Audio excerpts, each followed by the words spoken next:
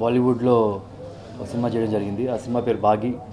ఎలా అయితే నేను తెలుగు ఇండస్ట్రీలో ఫస్ట్ ఒక చిన్న విలన్గా చేశాను 'అమ్మాయి చేసేవాళ్ళు', అలాగే ఫస్ట్ టైం బాలీవుడ్లో ఆఫర్ కూడా విలన్గానే స్టార్ట్ అయిందనమాట. సో వెరీ హ్యాపీ, చాలా మంచి రెస్పాన్స్ వచ్చింది. నేషనల్ మీడియాలో మంచి అప్రిసియేషన్ వచ్చింది నా వర్క్కి. అండ్ సినిమా కూడా కలెక్షన్స్ వైజ్ మంచి కలెక్షన్స్ కూడా ఉంది.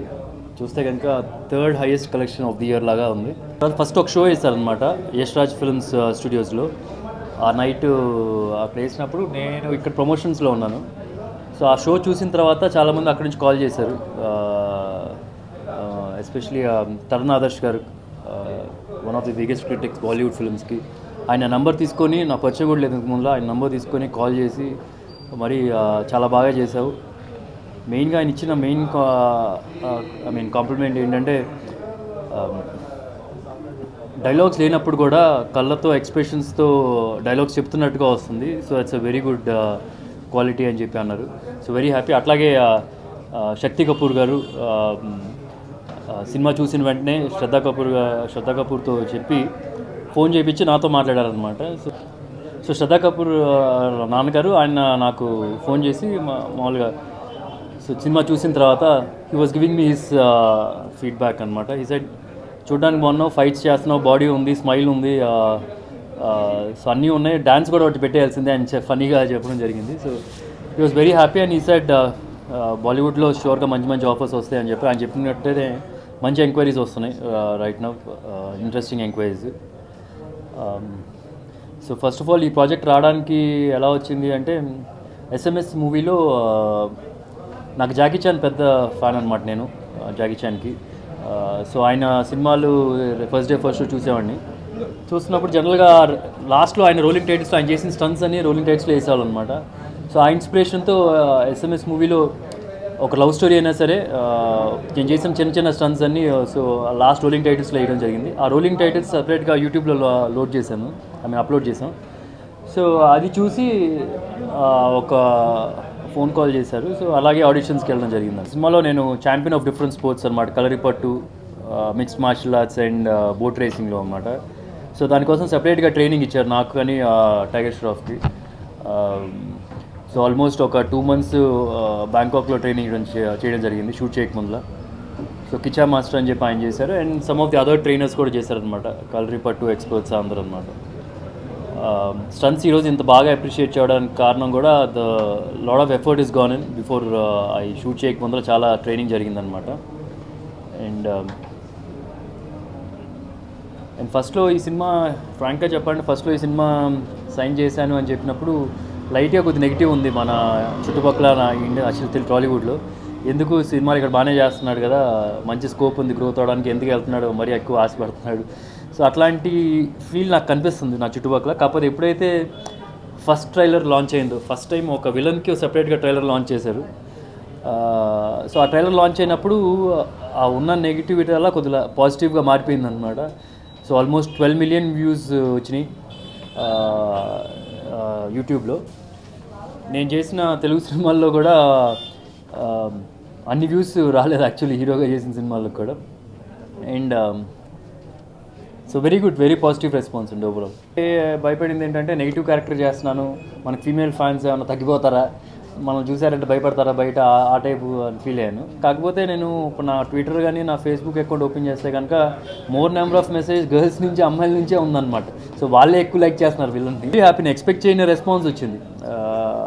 బేసిక్గా అంత పర్ఫార్మెన్స్ స్కోప్ ఉన్న క్యారెక్టర్ దొరకడమే చాలా లక్కీ. ఫస్ట్లో నేను వెళ్ళి ఆడిషన్స్కి వెళ్ళినప్పుడు కూడా అసలు ఎస్ చెప్దామని వెళ్ళాను, నో చెప్దామని వెళ్ళాను. ఎందుకంటే అది చాలా పెద్ద బ్యానర్, సాజిద్ నాడియా వాళ్ళ one of the biggest banner, Salman Khan గారితో, రితిక్ రోషన్ వాళ్ళతో సినిమాలు చేస్తున్న బ్యానర్ అనమాట. సో అలాంటిది ఉన్నట్టుండి నేను ట్రై కూడా చేయలేదు బాలీవుడ్లో, ఉన్నట్టుండి ఒక ఆఫర్ ఎలా వస్తుంది అబ్బా అని చెప్పి ఏదో చిన్న సీన్ ఏమో అనుకున్నాం. సో కాకపోతే స్టోరీ అన్న తర్వాత చాలా ఇంట్రెస్టింగ్ స్టోరీగా ఉంది. అంటే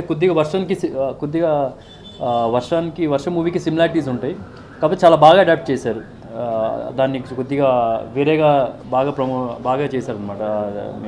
ఆ స్టోరీలో చేంజెస్ కానీ ఏదైనా.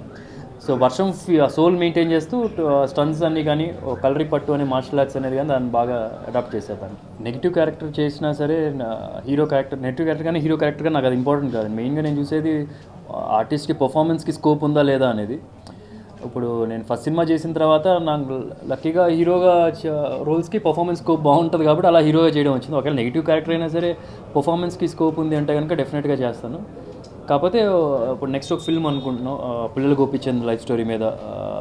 అదే తెలుగు హిందీ జరుగుతుంది. మోస్ట్లీ కొన్ని వెరీ బిగ్ బ్యానర్స్తో డిస్కషన్స్ అవుతున్నాయి. వాళ్ళు చాలా ప్రామిసింగ్గా ఉన్నారు చేయడానికి.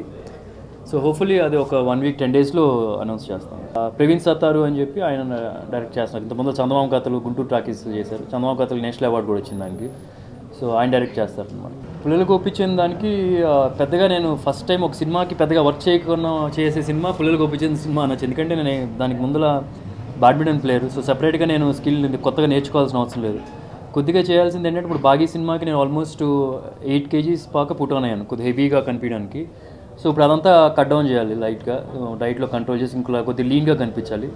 సో అదొకటే బాడీ వైజ్లో లైట్గా ఒక చేంజెస్ ఉంటుంది. రెస్ట్ ఆల్ ఏంటంటే పర్ఫార్మెన్స్కి పెద్దగా గ్రౌండ్ వర్క్ చేయాల్సిన అవసరం ఉంటుంది. ఎందుకంటే నేను దగ్గర నుంచి చూశాను ఇప్పుడు గోపీచంద్ని, ఆయన ఆడటం, ఆయనతో పాటు ఆడాను. సో మెయిన్గా ఆయన పడిన స్ట్రగుల్స్ అన్నీ కూడా చాలా దగ్గర నుంచి చూశాను. సో ఐ డోంట్ థింక్ నేను పెద్దగా గ్రౌండ్ వర్క్ చేయాల్సిన అవసరం లేదు ఆ సినిమాకి. డెఫినెట్గా అండి, నెగిటివ్ షేడ్స్ వచ్చినా సరే, నెగిటివ్ షేడ్ పాజిటివ్ షేడ్ నాకు అంతా సెకండరీ. ఆర్టిస్ట్కి పర్ఫార్మెన్స్కి స్కోప్ ఉంటే కనుక చాలు. యాక్టర్గా మంచిగా రికగ్నైజ్ అవ్వడానికి వచ్చాం సినిమా ఇండస్ట్రీలోకి.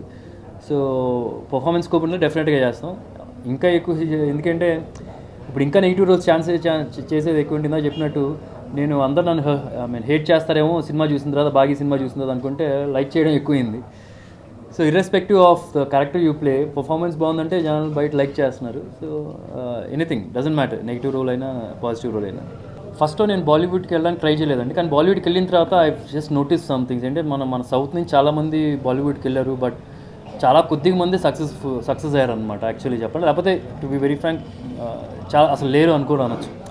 అంటే ఇట్స్ నాట్ లైక్ వాళ్ళ టాలెంట్ లేదు అని కాదు. ఇట్స్ టాలెంట్తో పాటు the other things that we have to might be story సెలెక్షన్స్లో కానీ, the way you I mean మనల్ని బాగా అక్కడ చూపించడం కానీ, సో ప్రమోట్ చేసుకోవడం కానీ, సో అవన్నీ they are different factors. So వాళ్ళందరిది కేస్ స్టడీస్ లాగా తీసుకున్నాం. సో వాళ్ళని చూసి కొద్దిగా బెటర్గా ఎలాగా అప్రోచ్ చేయవచ్చు అని చూస్తున్నాను. ఇప్పటి నుంచి మోస్ట్లీ కల్చరల్ డిఫరెన్సెస్ లేకపోతే కనుక the same time Bollywood Telugu సైమల్టేనియస్గా షూట్ చేయడానికి ట్రై చేస్తాం. ఒకళ్ళు బాగుంది, బాగా చేసావు అని చెప్తే అక్కడితో అయిపోద్ది. This more interest in talking అనమాట. మాట్లాడేటప్పుడు కూడా ఇప్పుడు ఒక పాయింట్లో ఒక మాటతో చెప్పేసి బాగుంది అని, అదే బాగుంది అని 10 నిమిషాలు మాట్లాడచ్చు. సో అట్లా ఉందన్నమాట. I can make out that he really like my work. So నాకు కూడా ఆయన చెప్పిన తర్వాత కాన్ఫిడెన్స్ పెరిగింది, and at the same time responsibility కూడా పెరిగింది అనుకో. అంటే నా ఫస్ట్ ఫిల్మ్ నుంచి ఈవెన్ నా first film before the MI చేసే వాళ్ళ నుంచి టోటల్గా ప్రతి ఒక్క ఫిల్మ్ నేనే ఓన్గా డెసిషన్ తీసుకున్నాను. కాకపోతే దానిలో 1-2 ఫెయిల్ అయ్యడం జరిగింది. కాకపోతే ఏంటంటే నేను సొంతంగా నేర్చుకొని ఒక ఇండిపెండెంట్ పర్సన్గా గ్రో అవుతున్నాను. అంటే మన చుట్టుపక్కల ఎప్పుడు ఉంటారు కదా అందరూ. అట్ ద సేమ్ టైం వాళ్ళు ఇచ్చే సజెషన్స్ అయితే కన్సిడర్ చేసుకుంటూ డెసిషన్స్ మాత్రం నేనే ఫైనల్ చేస్తాను. ఫస్ట్ అంటే మన వాళ్ళు ఎవరైనా వేరే ఎక్కడికైనా వెళ్తున్నప్పుడు మనందరం ఒకటి అవుతాం, డెఫినెట్గా డౌటే లేదు. అంటే ఇంత ముందు మన సినిమాలు కూడా ఒక మంచి సినిమా ఉంటే బాగా అప్రిషియేట్ చేశారు. At the same time cinema రిలీజ్కి ముందులే టోటల్గా చిన్న హీరోస్ కానీ పెద్ద హీరోస్ కానీ అందరూ యునానిమస్గా వాళ్ళు అప్రిషియేట్ చేశారు, యునానిమస్గా ఫోన్ చేశారు, వాళ్ళే ట్వీట్ చేశారు ఆ సినిమా గురించి. సినిమా చూసిన తర్వాత కూడా చాలా బాగా చేసావు, వెరీ ప్రౌడ్ ఆఫ్ యూ అని చెప్పి వాళ్ళు చెప్పడం జరిగింది. So very happy.